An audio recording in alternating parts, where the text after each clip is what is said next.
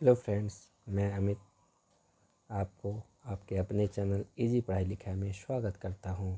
आज मैं पुनः 20 बहुत महत्वपूर्ण क्वेश्चन जो करंट अफेयर से है लेकर के आपके सामने उपस्थित हुआ हूं। ये 20 प्रश्न आपको आगामी आने वाले सारे एक दिवसीय परीक्षाओं में सहायता करने वाले, किसी भी तरीके का वो अगर एग्ज़ाम होता है, चाहे वो एसएससी एग्ज़ाम हो, चाहे वो किसी भी पब्लिक सर्विस कमीशन के एग्ज़ाम हो, यूपीएससी की एग्ज़ाम हो, टीचर भर्ती हो, टेट हो, किस सारे एग्ज़ाम में ये प्रश्न आपको सहायता पहुंचाने वाले हैं। आप लोगों से एक आग्रह है कि आप इस चैनल को ज़रूर सब्सक्राइब कीजिए, वीडियो को लाइक कीजिए और शेयर ज़रूर कीजिए। तो चलिए अब हम बढ़ते हैं प्रश्न की तरफ। आज का पहला प्रश्न है कि वर्ष 2023 के लिए सर्वश्रेष्ठ governor of the year award किसे मिला। तो 2023 के लिए सर्वश्रेष्ठ गवर्नर ऑफ द अवार्ड भारतीय रिजर्व बैंक के गवर्नर शक्तिकांत दास को मिला है।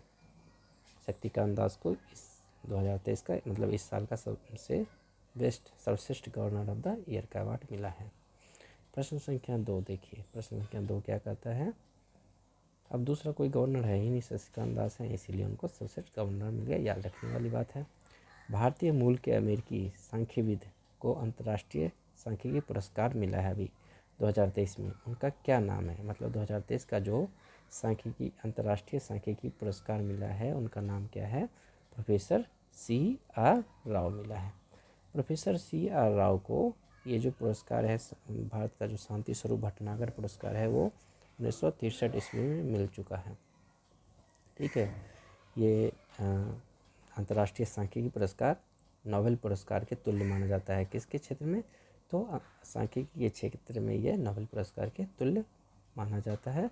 और यह वर्ष में 2 वर्ष में बस एक ही बार इसका आयोजन किया जाता है। और इसमें कैसे कितने अवार्ड मिलते हैं, तो $80,000 का पुरस्कार मिलता है। प्रश्न संख्या 3 की तरफ देखिए क्या है। वास्तुकला के क्षेत्र में वर्ष 2023 का प्रिट्जर पुरस्कार वास्तुकला का सबसे बड़ा पुरस्कार माना जाता है, जो नोबेल पुरस्कार के तुल्य माना जाता है। इसमें $1,00,000 दिया जाता है, $1,00,000। ठीक है। तो देखिए किसे मिला है ये, ब्रिटेन के सर डेविड एलन चिपरफील्ड को।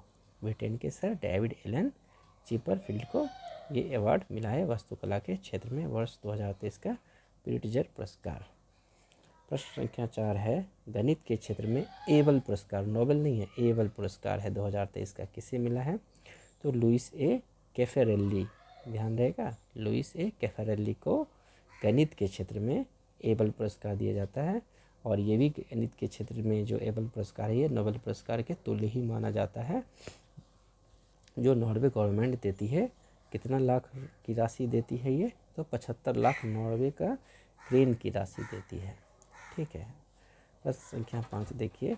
सूरज कुंड का जो प्रसिद्ध 36वां हस्तशिल्प मेला हुआ अभी फरीदाबाद में संपन्न हुआ है, इस मेले का जो थीम स्टेट थे, कितने स्टेट थे, तो 8 राज्य थे। थीम स्टेट 8 थे।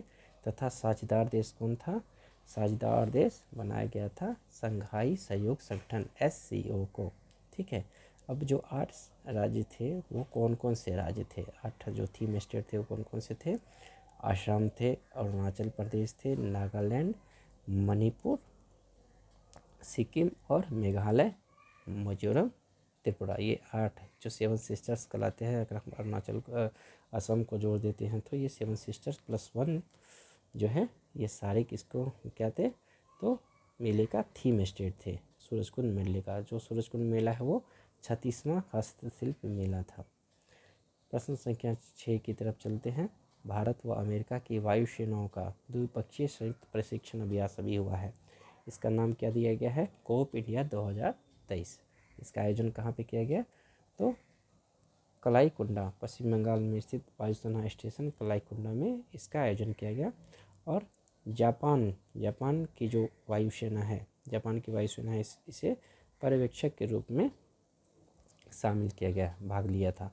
जापान की जो वायुसेना है उसका नाम है Japan air self defence force. प्रश्न संख्या 7 की तरफ चलते हैं। जो नई विदेश व्यापार नीति 2023 में वार्षिक निर्यात को कितने का लक्ष्य रखा गया। जो नई विदेश व्यापार नीति है वर्ष 2023 में वार्षिक निर्यात को 2030 तक बढ़ाने का। कितना ट्रिलियन बढ़ाएगा? तो ये 2030 तक $2 ट्रिलियन तक पहुंचाने का लक्ष्य रखा गया, $2 ट्रिलियन। ठीक है, अभी कितना है? अभी जो वार्षिक निर्यात है वो कितना पहुंचा है? तो $760 अरब तक पहुंच चुका है। और इसके तहत और क्या क्या बातें हुई है नई विदेश नीति के तहत? तो 4 शहर, जैसे 4 शहर कौन कौन से? फरीदाबाद है, मिर्ज़ापुर है, मुरादाबाद है और वाराणसी है। इनको निर्यात उत्कृष्टता के शहर के रूप में निर्दिष्ट किया गया। इससे पहले कितने शहर थे? इससे पहले 39 शहर ऑलरेडी थे, 4 शहर को और जोड़ दिया गया है। तो टोटल कितने शहर हो गए? 43 शहर हो गए जिनका निर्यात उत्कृष्टता के शहर के रूप में निर्दिष्ट किया गया है। प्रश्न संख्या 8 में चलते हैं। अबू धाबी में आयोजित आईफा समारोह, अभी जस्ट अबू धाबी में आईफा समारोह हुआ आज। आईफा समारोह हुआ है। इस आईफा समारोह में सर्वश्रेष्ठ पटकथा का जो पुरस्कार मिला वो किसे मिला? तो उत्कर्षणी वशिष्ठ को। किस मूवी के लिए? तो गंगूबाई कठियावाड़ी मूवी के लिए। इस मूवी को, इस सिनेमा को 3 पुरस्कार मिल चुके हैं ऑलरेडी। ठीक है, अब देखिए सर्वश्रेष्ठ कोरियोग्राफी का जो पुरस्कार मिला है वो मिला है बॉस्को मॉर्टिस और सीजर गोंसाल्विस को। किस मूवी के लिए? भूल भुलैया के लिए। ठीक है, भूल भुलैया 2 जो अभी नई भूल भुलैया 2 आई है उसके लिए ये अवार्ड मिला है बेस्ट कोरियोग्राफी का। प्रश्न संख्या 19 क्या कहता है? देखिए, अंतरिक्ष में जाने वाली पहली अरब महिला अंतरिक्ष यात्री कौन थी? रैयन्ना बरवानी, अरब यात्री रैयन्ना बरवानी जो थी पहली अंतरिक्ष यात्री थी अरब की। प्रश्न संख्या 10 है, जल शक्ति मंत्रालय द्वारा जारी चौथे राष्ट्रीय जल पुरस्कार 2022 में सर्वश्रेष्ठ राज्य श्रेणी का पहला पुरस्कार किस राज्य को दिया गया? तो मध्य प्रदेश को दिया गया। और सबसे श्रेष्ठ जिला का जो अवार्ड था वो किसे दिया गया था? गंजम को, जो उड़ीसा का एक जिला है। प्रश्न संख्या 11 की ओर चलते हैं। क्या है? उत्तर प्रदेश के किस नगर में नाथ कॉरिडोर विकसित किया जाएगा? किस में? उत्तर प्रदेश के किस जगह पे, किस नगर में? तो उसका नाम है बरेली में। बरेली में नाथ कॉरिडोर विकसित किया जा रहा है। प्रश्न संख्या 12 क्या है कि 22 मई 2023 को तीसरे भारत प्रशांत द्वीप समूह सहयोग शिखर सम्मेलन 2023 का आयोजन कहाँ पे हुआ था? तो 22 मई 2023 को जो तीसरा भारत प्रशांत द्वीप समूह सहयोग शिखर सम्मेलन था उसका आयोजन हुआ था पापुआ न्यू गिनी में, जहाँ प्रधानमंत्री मोदी जी गए थे। और देखिए नरेंद्र मोदी इस सम्मेलन की सह अध्यक्षता भी किया था। ठीक है, पहले नरेंद्र मोदी भारत के पहले प्रधानमंत्री हैं जो पापुआ न्यू गिनी की यात्रा किए हैं। ठीक है, प्रश्न संख्या 13 देखिए, संघाई में आयोजित तीरंदाजी विश्व कप 2023 में प्रथमेश जावरकर ने व्यक्तिगत पुरुष कंपाउंड वर्ग में दुनिया के नंबर 1 खिलाड़ी किसको हरा दिया? क्या नाम था? माइक स्लेशर को हरा दिया। नीदरलैंड को हराकर वह स्वर्ण पदक जीता है। तीरंदाजी में स्वर्ण पदक जीतने वाले विश्व कप में 2023 में कौन है? तो प्रथमेश जावरकर। प्रश्न संख्या 14 है, भारतीय राष्ट्रमंडल दिवस 2023 कब मनाया गया? भारतीय राष्ट्रमंडल दिवस 2023 24 मई को मनाया गया है। ठीक है, प्रश्न संख्या 15, लव कुश वाटिका किस राज्य को बनाया जाएगा? लव कुश वाटिका किस राज्य में बनाया जा रहा है? तो राजस्थान सरकार ने क्या किया? पर्यटन को बढ़ावा देने के लिए 66 करोड़ लागत की लव कुश वाटिका परियोजना को मंजूरी दी है। अब प्रश्न संख्या 16 देखिए, नए संसद भवन का उद्घाटन कब हुआ है? नए संसद भवन का उद्घाटन 28 मई 2023 को हुआ है, जो प्रधानमंत्री नरेंद्र मोदी द्वारा किया गया है। इसमें क्या किया गया था? ऐतिहासिक पवित्र सेनगोल के द्वारा। सेनगोल एक ऐसी प्रथा थी जब प्रधानमंत्री पंडित जवाहरलाल नेहरू को 14 अगस्त 1947 ईस्वी को किसने दिया था? लॉर्ड माउंटबेटन के द्वारा दिया गया था। ठीक है, प्रश्न संख्या 17 देखिए, पूरे देश का आम नागरिक के 5.1 का संस्करण का शुभारंभ कौन मंत्रालय करता है? तो नगर विमानन मंत्रालय के क्षेत्रीय कनेक्टिविटी योजना के तहत ये किया गया किसका, उड़े देश के आम नागरिक, उड़े देश के आम नागरिक की एक योजना है जिसे किसके द्वारा बनाया गया, तो नागर विमानन मंत्रालय के द्वारा। इस योजना का क्या उद्देश्य है, इस योजना का उद्देश्य है कि हेलीकॉप्टर के जरिए देश के अंतिम छोर और दूर दराज के क्षेत्रों में संपर्क को बढ़ाना।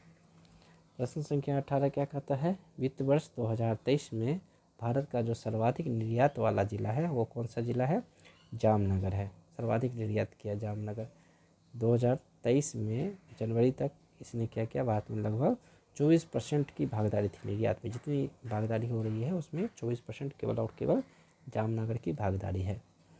प्रश्न संख्या 19 क्या है कि मादक पदार्थ रोधी बल के प्रमुखों का पहला राष्ट्रीय सम्मेलन कहाँ हुआ था, नई दिल्ली में, और इसे किसने किया था, तो अमित शाह जी ने किया था। प्रश्न संख्या 20 है, केंद्र सरकार ने राष्ट्रीय क्वांटम मिशन को किस अवधि के लिए प्रारंभ किया, तो राष्ट्रीय क्वांटम मिशन जो है वो 2030-31 के लिए किया है। ठीक है, तो आज ये आप लोगों ने देखा 12 मिनट में लगभग हमने कितने प्रश्न को किए, 20 प्रश्न को कर दिए। तो ये 12 मिनट आप लोगों के लिए कुछ नहीं है। अगर आप देखेंगे डेली ये 12 से 15 मिनट आप देंगे तो आपके जो करंट अफेयर्स हैं उसमें डरने की बात नहीं होगी और बहुत अच्छा स्कोर आएगा। बस आपसे एक रिक्वेस्ट है कि आप इस चैनल पे बने रहें, इस चैनल को सब्सक्राइब करें, इजी पढ़ाई लिखाई को सब्सक्राइब करें, अपने दोस्तों में शेयर करें और वीडियो को लाइक ज़रूर करें। तब तक अपने दोस्त अमित को विदा दीजिए। आपका दिन शुभ हो।